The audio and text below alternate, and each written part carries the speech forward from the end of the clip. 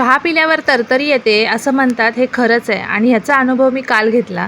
काल काय झालं, मी बाहेर गेली होती आणि त्याच्यानंतर मी घरी आल्यावर मला खूप कंटाळा आला होता, खूप बोर झालं होतं. सगळ्याच गोष्टीचा खूप कंटाळा आला होता. मग अद्विकाला थोडंसं झोपवून घेतलं. झोपवून झाल्यानंतर मग छान असा कडक चहा बनवला आणि चहा पिला. थोडीशी तरतरी आल्यासारखी झाली मला आणि मग ते विधान मला खरं वाटलं, की बाबा चहा पिल्यावरती तरतरी येते. त्यानंतर खूप दिवसापासून मला पडदा शिवायचा होता. तेच चाललं होतं माझं. ते काम करायला घेतलं मी, पडदा शिवायला घेतला. तो पण अर्धवटच झाला माझा, कारण तोपर्यंत अद्विका उठली आणि त्यानंतर मला आता रात्रीच्या जेवणाचं टेन्शन आलं होतं. म्हटलं की मला आता काहीतरी शॉर्टकट बनवलं पाहिजे. आम्ही दोघंजणच आहोत, तर म्हणून मग मिसळ बनवण्याचं ठरवलं मी.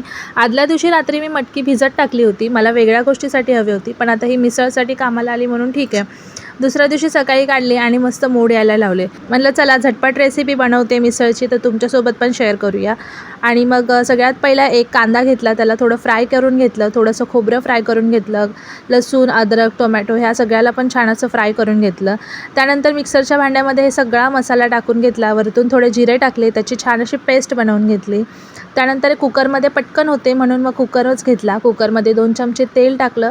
मसाला जो आपण वाटून घेतला होता तो सगळा टाकून घेतला. कढीपत्ता टाकला. त्याचबरोबर आपला जो घरचा घरगुती मसाला असतो तो टाकला. मीठ, हळद आणि कडदरेचा मी मिसळ मसाला आणला होता, तो सुद्धा त्याच्यामध्ये टाकून घेतला. छान मिसळ मसाला आहे तो. सगळा मसाला फ्राय करून झाल्यानंतर त्याला थोडंसं तेल सुटायला लागल्यावरती मटकी टाकून घेतली.